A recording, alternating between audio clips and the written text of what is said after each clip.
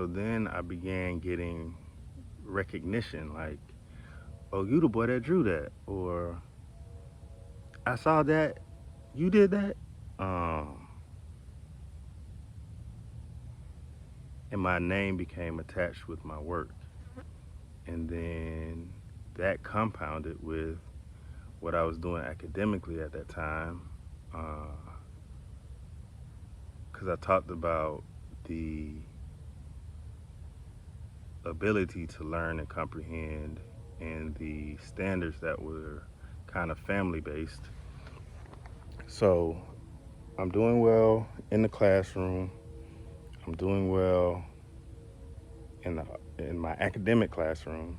I'm doing well in my art classroom. Um, I'm getting the awards at the the little award ceremonies and stuff like that. So again, in retrospect, I'm becoming like a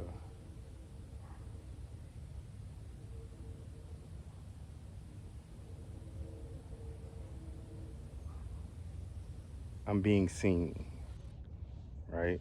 Being seen at church.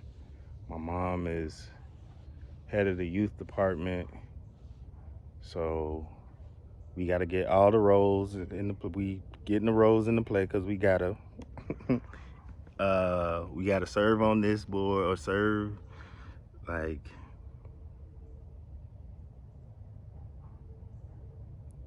we are seen. I am seen. Me, my cousins, my aunt at the time, my youngest aunt Erica. uh, we in it, you know. Uh, and then that kind of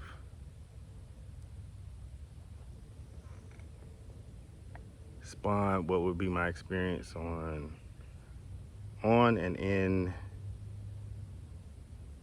all the places that I would go and spend time. Uh, I remember being asked if I wanted to skip a grade. I took this IQ test and this standardized test, and my scores were very high. Um, and I remember sitting in a room and them having a discussion if I wanted to skip a grade, and then my mom having a conversation on me. Talking about skipping a grade or two grades. Uh,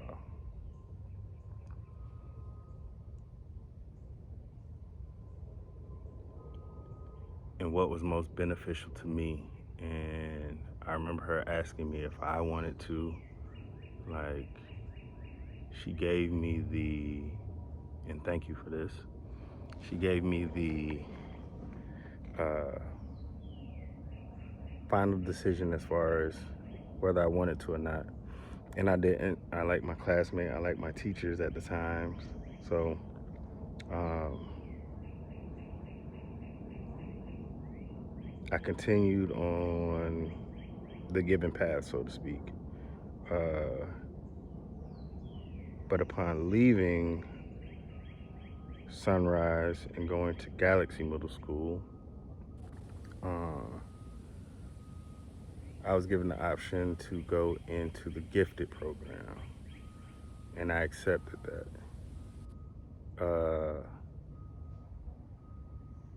And again, I thank you, Mother, for allowing that, for supporting that. Um,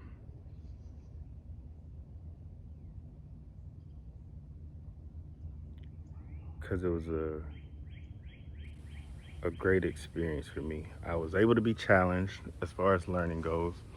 Um, the thing that sucked about it was at Galaxy, they put gifted and ESC back in these portables, so we were kind of disconnected from the majority of the student body for most of the day.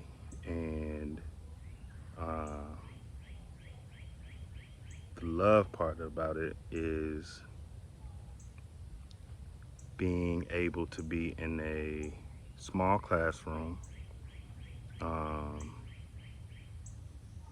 very purpose driven as far as what we learned, what we experienced, being able to develop friendships both with my teachers and my peers, and that's at both ends of the spectrum. Like, I'm only saying uh, the level of education at this point. So you had, again, this accelerated learning within the gifted program, and then you had the uh, program that was geared and shaped to serve those with learning disabilities, right? So uh, I'm seeing the differences, um, but also the similarities as far as fine tuning learning for children and the experiences that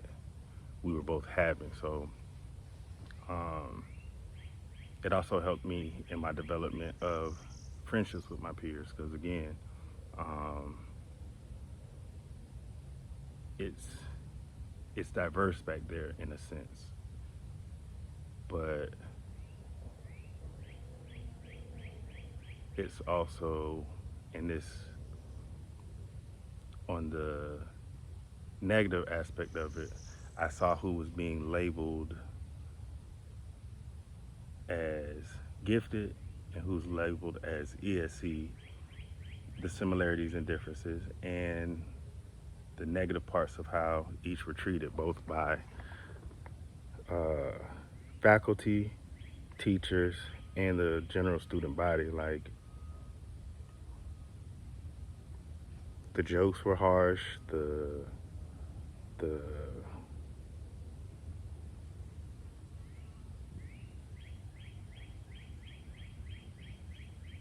sometimes it was bad, man. Like,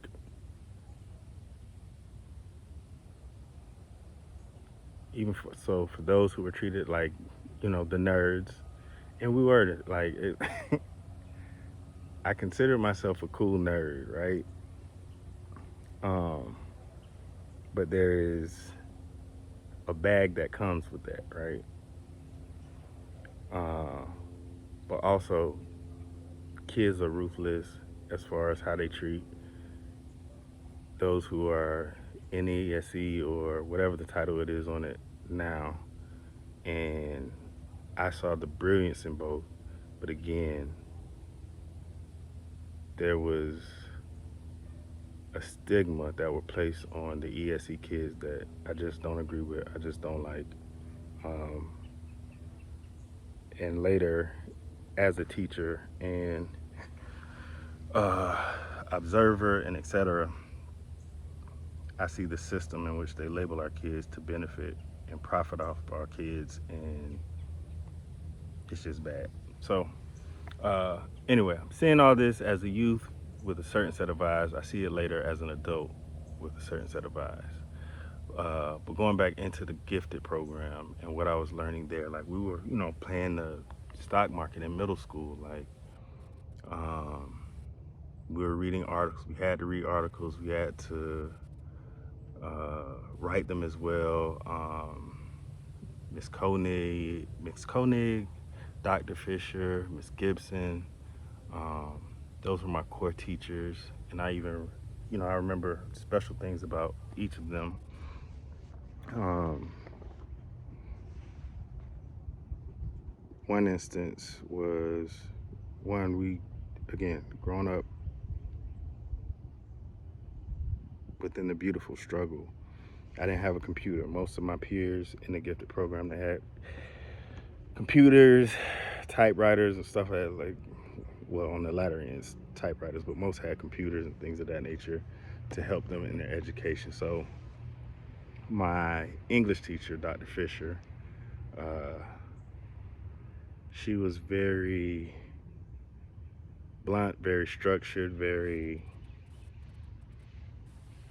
let's just keep it at blunt and structured.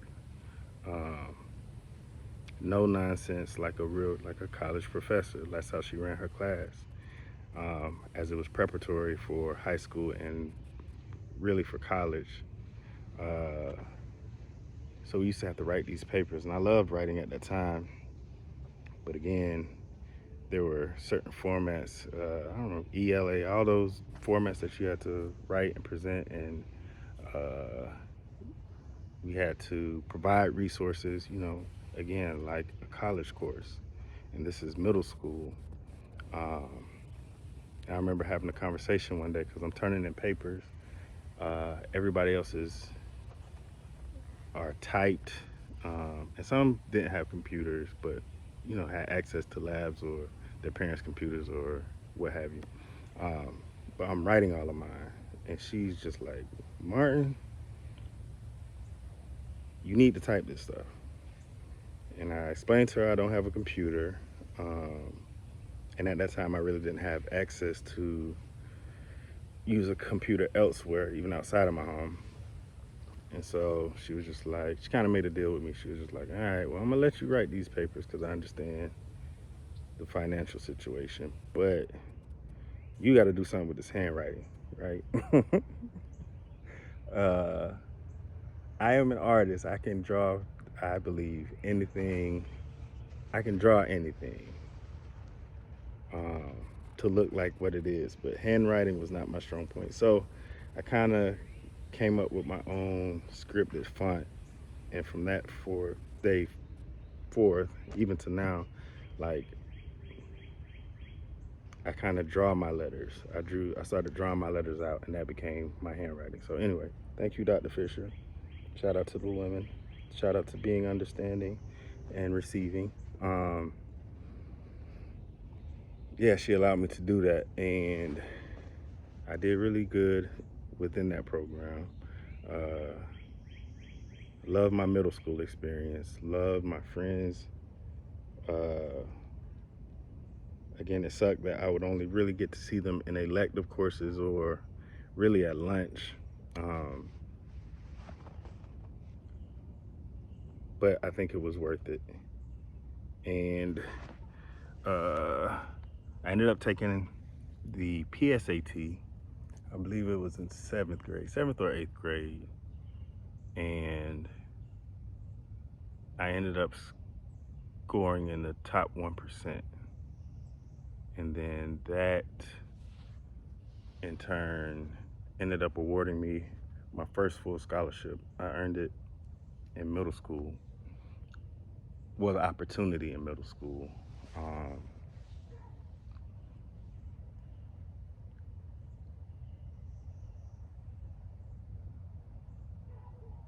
the stipulation was that I had to maintain a 3.75 GPA throughout high school, and then it would be a full ride. And I believe that was ended up being through Take Stock in Children, um, a program that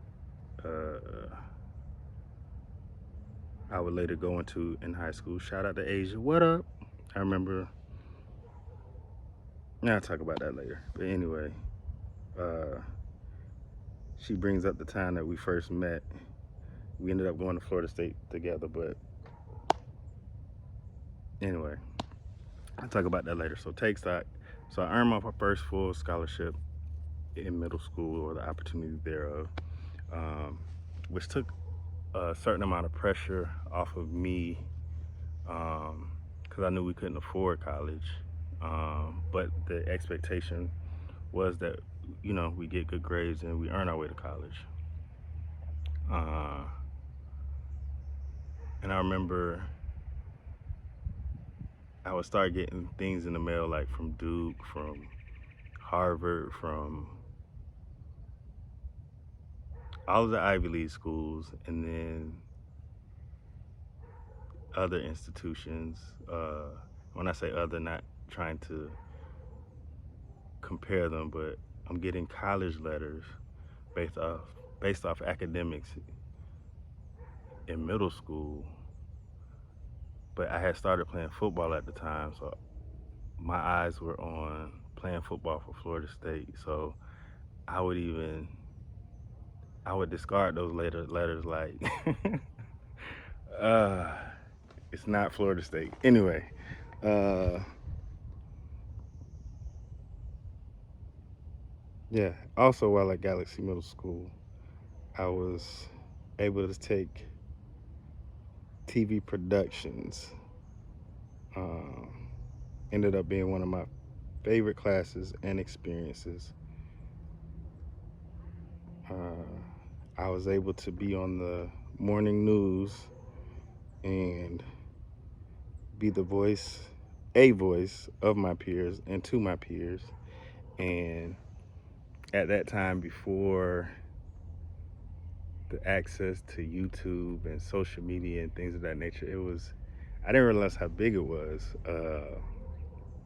But I had this teacher named Miss Disney, and she was showing us the in and outs of TV production, uh, which could have been a career I could have pursued, but I'll talk about that later. Uh, but she allowed, again, this young boy to kind of thrive. And then she ended up leaving, and their teacher, Mr. Lee, came in. And he was my first black teacher, first black male teacher, graduate of North Carolina A&T, I believe. Uh, he came in, and Miss Disney had prepared me, but he was kind of like, go, rumble, young man, rumble. And I used to just be in there playing like, man, being as creative as I wanted to be at the time. This is the time of Martin. The TV show is on heavy. Of course, I'm loving it. Uh, In Living Color, all the stuff on Nickelodeon. And I remember just being in that class and just being creative with my peers and being fun. And again, just enjoying it. And again, when I think about how it impacted me as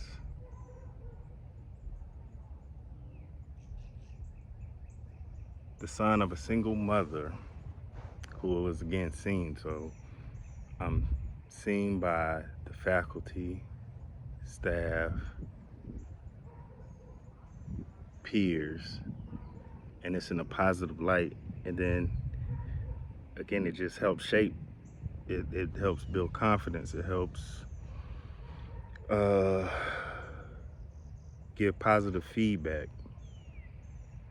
So at this point,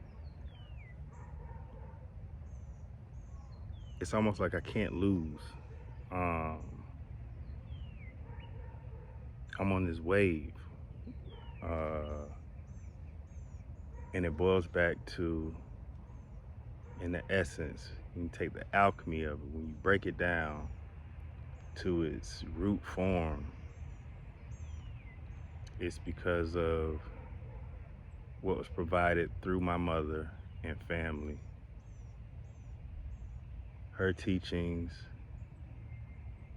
her tutelage, same thing as teachers, but her discipline. And it's hard to discipline an artistic child. And I'll say artistic and autistic because I'm kind of both. I am all over the place. Um,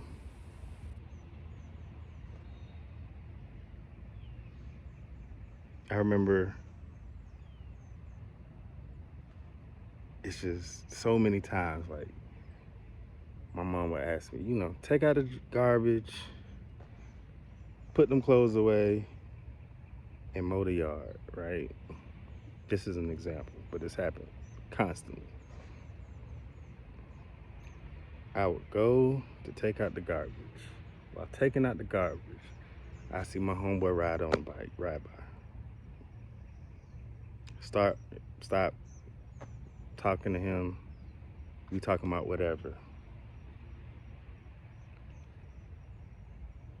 Take out the garbage, put away them clothes, mow the yard. Now, taking out the garbage, the other two are thrown into next week, next month. I don't even remember. I don't. From that conversation I may have had from that friend riding by on the bike, I'm either gonna go draw, I'm gonna go do something on the video game we just talked about. I'm gonna do everything except what I'm supposed to do. And this is a frequent occurrence. This still happens to this day. Like, pray for my wife. uh, so some would call it ADD, ADHD, what have you, but yeah, I'm gone. So raising a child like that and still making sure he has the necessary resources and support to still help him navigate, it's no small feat or task. And for that, Mom, I thank you. Yeah, it's bad. You can probably tell from this video. So anyway,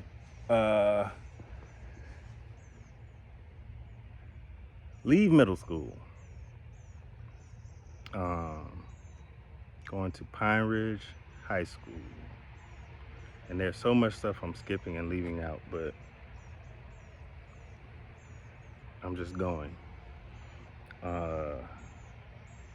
All of this time that I'm in school, I've got my older cousin JR, my older sister Sharon, my younger cousin Tiffany. Like, we were all at Deltona Lakes.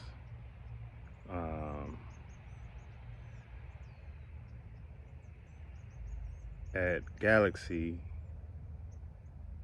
with Sharon she's 2 years ahead of me for a year. At Pine Ridge High School, Tiffany ended up going to another middle school, another high school.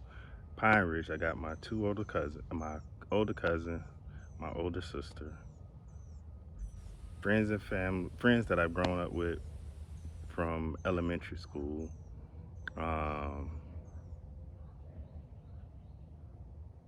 I started playing football in middle school, so my teammates, like, it's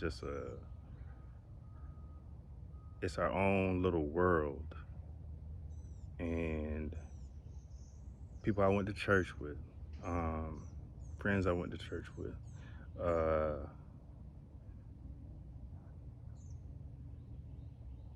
it's like I'm in the middle, and all these things that I love and appreciate are just revolving around me.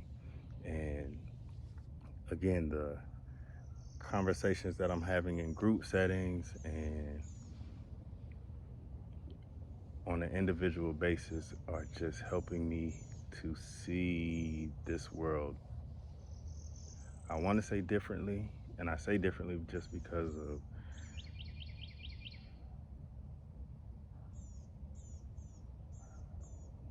what people have told me in conversations. Like, they've told me that, boy, you are, so many words, weird, or different.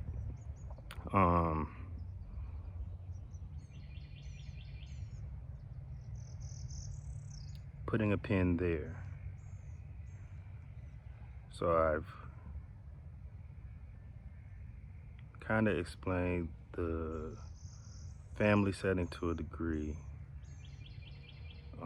pieces of the church setting and the school setting, but also all the while operating in those three worlds, I'm always in a place or surrounded by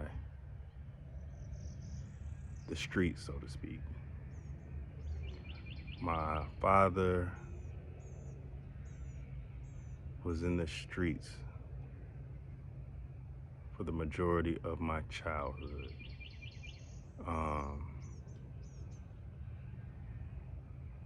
I had cousins and friends growing up in houses in areas near me whose experience was different from mine. And the way I could break it down is I could, through my entire school experience, I could wake up, go to school, live in that world.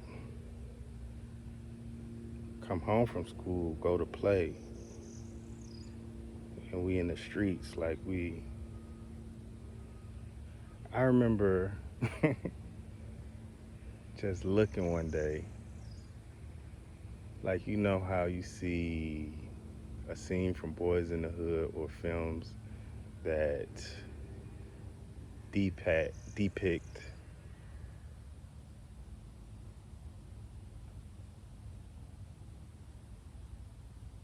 a weight set in the front is in the front of the house, in the yard.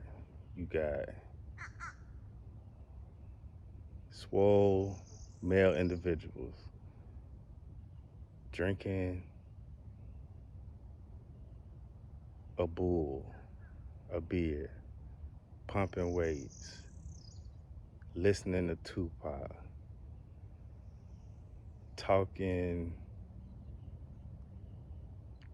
It's everything you would see in that movie or that scene. And that's where I'm going to play. And it's beautiful to me. So that's any given day, I'm going to school, institution of learning, going to play with my friends who are more streetwise than I, or some of my cousins. When I would visit, just the situation was different. Um,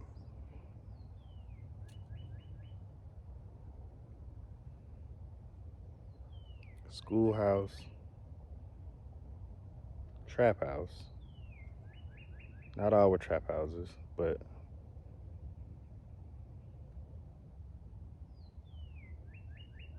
going the evenings to the church house where and I'm learning things and I'm learning people from all of these experiences and situations, and then come back to house, family house, core, home, safe, home plate. Um, this is my experience, and all the while, the teachings and the voice of my mother are always in my head. So even when in positions that some would call less favorable, I knew how to operate and navigate to where it wasn't destructive to me or for me. And when I say the teachings of my mother, I'm also including, again, the lineage, that which my great grandfathers and great grandmothers taught her and my father, that my grandmothers and grandfathers taught my mother and my father, that also again filtered into me. Um,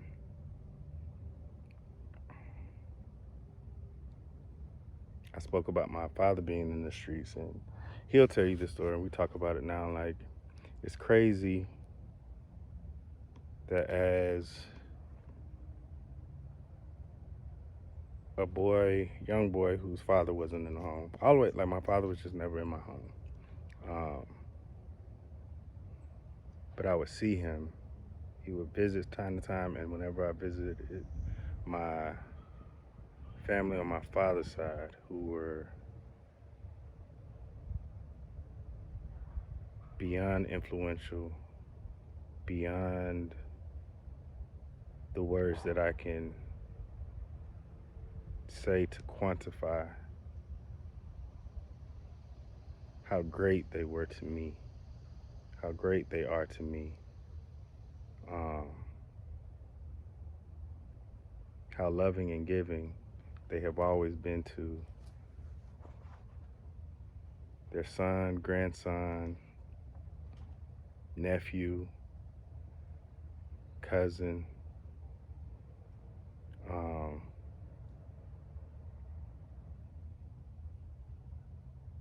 I am an image of my father. They did that for him.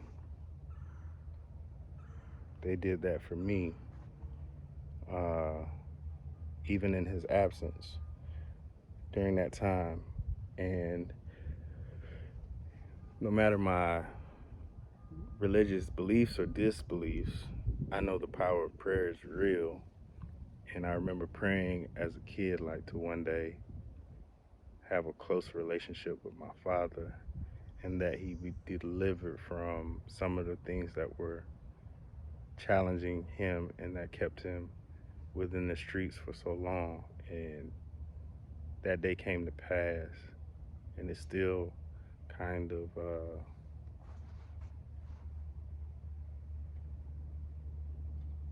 beautifully strange to me because it's still somewhat new compared to the span of my life. And again, I go back to my mother. I'm thankful for her in the respect that she never talked negatively about my father to me. She told me what it was. She was always truthful and honest, but she never cursed his name or glorified the negative. And I thank you for that, Mom. And ain't God is Mother Nature, universe, everything good. Um, so when I would see him, it was always love. Uh, I've always known my father loved me, no matter what he was going through. Like it was clear. Like it was never muddy. And even in those times, like I remember, man, I'm gonna have to come back to this later. So my stepfather, when I was in elementary school, Sherman Waters. Thank you, Sherman. Love you, Sherman. Great influence and impact on my life, especially for the period of time where we were present. He was working as a bartender, and this is when Daytona was hot as far as spring break, black spring break, all those. This is early 90s. He brings me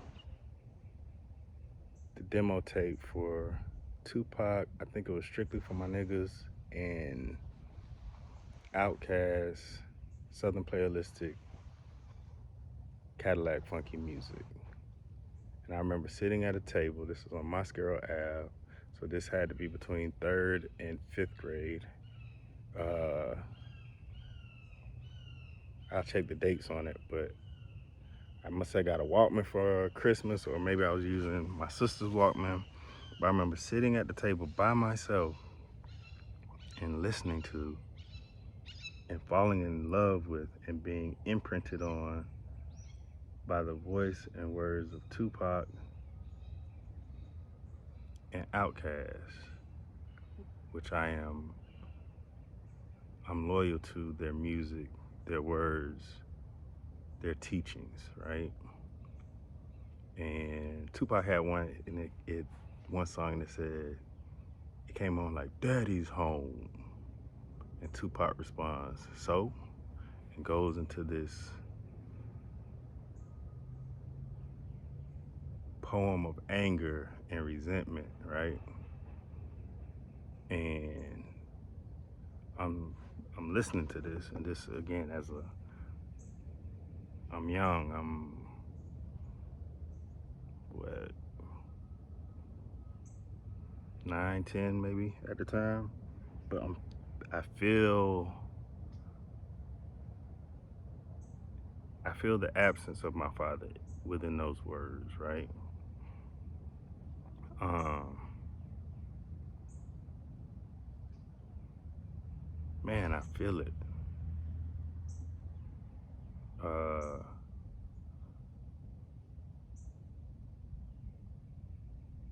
but the silver lining in it is that that also helped me on this quest, right? I'm a Scorpio, I'm a passionate person.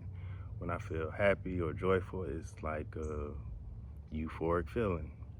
Um, the times that I do get mad or angry, like it's, boy.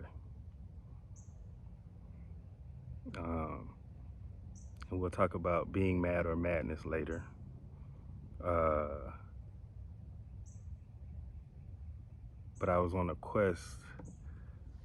Part of my journey in life has been the quest to master art and anger.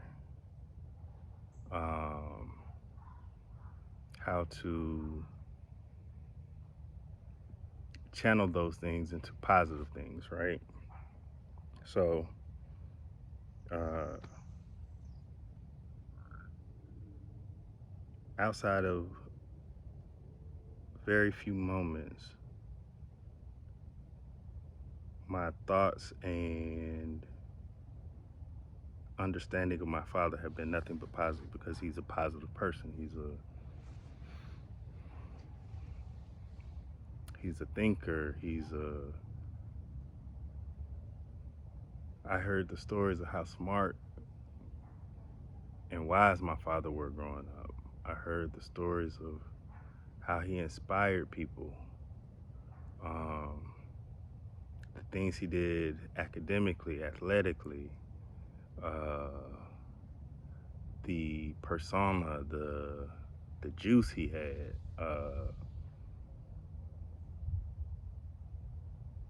and again the understanding of how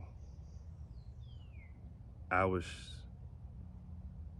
treated and acknowledged and received to people I didn't know or by people I didn't know because of the way that they viewed him. And again, that has to be uh, a reflection of the man that he is and was, even through the trials and tribulations in life, right? Uh, so yeah, to my grandma Jean, granddaddy Ernest, Aunt Renee, Grandma Ruth, great grandma Ruth, great granddaddy Hayward, Aunt Tina, and so many more. I am thankful to be a Reese. Mm. Hayward, all the lines that poured into the paternal side of my family and into me. Um, and a lot of that, even that the part about the overcoming anger. I have a painting of Raphael or Tupac as Raphael, and it's an ode to the times in my life where, like, the experience of listening to Tupac for a first time and that specific song and applying it and seeing the impact. I don't want to say the impact, but it felt like he's speaking to me and for me, and I've never met this person in my life. Uh, Same thing with Outkast, Southern Playalistic, uh, and then the music and art that they put out thereafter. Uh, they're like light switches that have continuously gone off in my head that allow me to view the world and come to certain understandings. Uh, so again, I know I veered off, but that's me. And it's hot out here. I'm sweating. Uh, Where do I want to go to next? Back to high school. Uh, yeah, so I enter high school, Pine Ridge. There's so many names that I want to say and acknowledge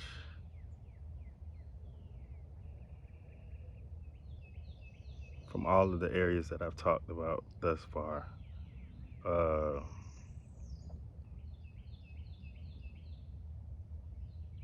but this may be the first of many, so we'll get to it. But I have these groups of friends, right?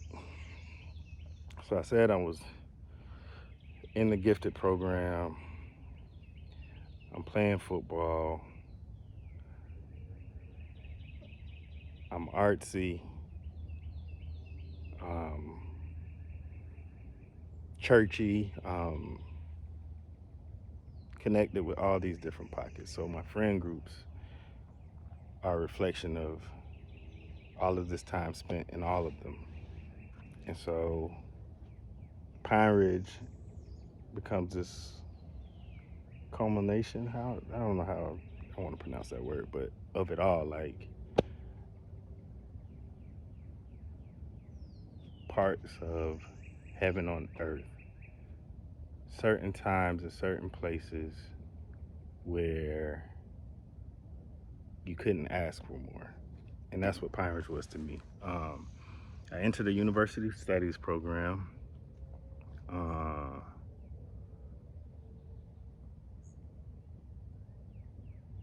so again, I got friends who are book nerds, and I don't say nerds in a negative sense. I have the highest admiration for nerds. Um, the football, the jocks, so to speak, right? I'm playing football, running track with uh, the kids who are into the arts and the various, like the dancers, the visual artists, the musicians, um, the kids who are gothic, the kids, the rednecks, or some of the rednecks. Let me go, boom, pin in that. One of my first friendships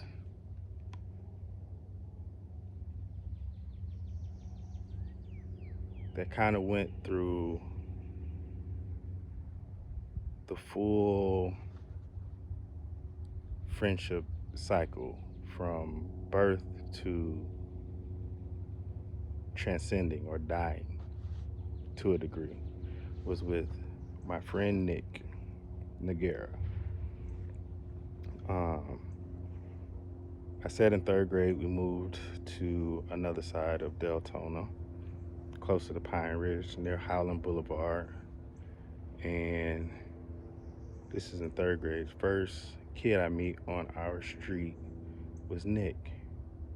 Nick the hick, Nick the redneck, right? Um, great kid. Like, I can see his smile, I hear his laugh, like it was literally yesterday, right? So we are on two ends of a spectrum. Uh, I'm wearing cross colors and Malcolm X shirts and the Tony Braxton shirt. Man, I used to love Tony Braxton in elementary school. I thought she was absolutely gorgeous. Uh, Nikes or Reeboks. Um, the cartoon shirts that, when they had the Looney Tunes shirts where they wearing the backwards clothes like crisscross. Um, the music I'm listening to that time is all R&B, hip hop, and old school. Thank you, Mom, for raising me on old school music. Shout out to the Isley Brothers. Voyage to Atlantis, my favorite song of all time. When I go from here, let that be played in remembrance of your boy. Because I'll always come back to you in some shape, form, or fashion. Believe that. Uh, so that's my culture, right? Nick is jeans, dungarees or Levi's, cowboy boots, cowboy hat, uh, again, country music, uh, rebel flag, belt buckle, rebel flag on his room wall, with his iguanas and fishing tools, and his mom, Ginger, wonderful lady. Happy Mother's Day. Uh, his stepfather, John, like, again, we are two opposing forces, right? When you think about race, culture, uh, but we're somewhat in the same spectrum as far as economic status, uh, of course, geographical location, um, somewhat religion. They weren't very religious, but Southern God-fearing country. Um, and we developed this friendship, right? Like, my mom could have been opposed to it. His mom could have been opposed to it because of certain prejudices and stigmas, and they were right to do so, especially based on the socializing of people and Americans specifically. We're taught to spot the differences before we spot the similarities, to create divisions versus applying ourselves to make each other additions to each other's lives, right? But they let us play, they let us be kids, and it was cool. I remember having breakfast at his house one day, and this is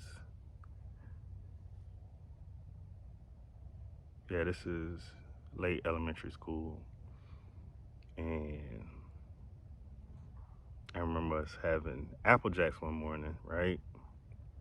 Great, wonderful, da da da da. The next time I had breakfast at his house, his mom is creating eggs. She's cooking eggs, right? And she asked me, she was like, "You want your sunny side up like Nick?" I didn't know what sunny side up was at that point in time, right? But it sounded good. I said, I'll take sunny side up. When that lady put them eggs on my plate and I saw that yolk,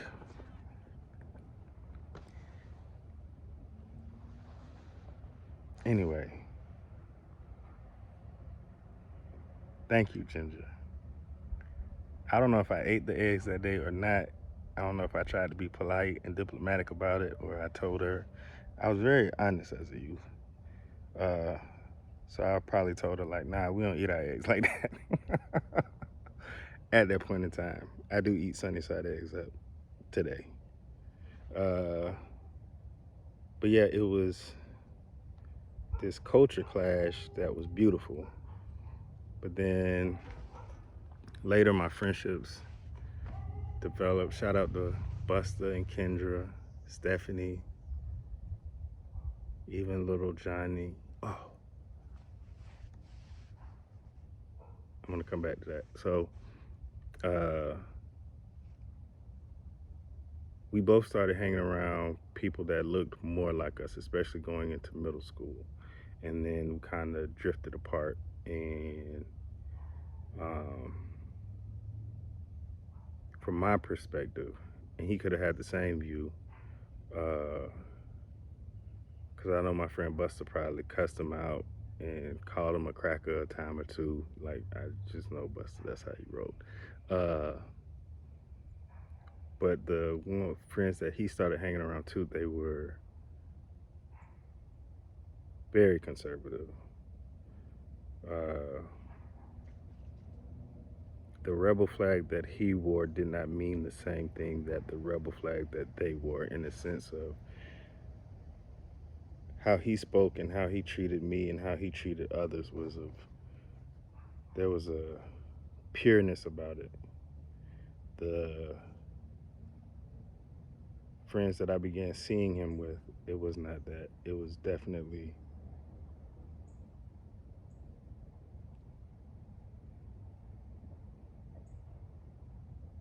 they were racist. Period. And I don't know if he ever became that. I don't. I just conversation, and then I ended up moving, so it was just different variables and factors that played into that. But um, that relationship helped me to not judge with the eye as much. Uh, to approach or let people approach me without fear and any kind of condemnation until I get to know them. And especially growing up here in the dirty South, uh,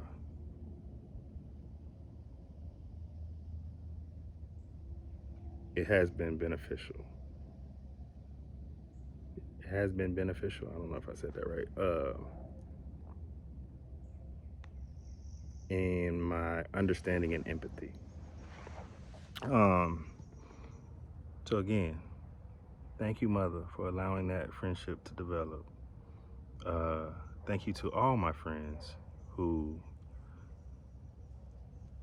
have saw it not as robbery to spend time and give time to me.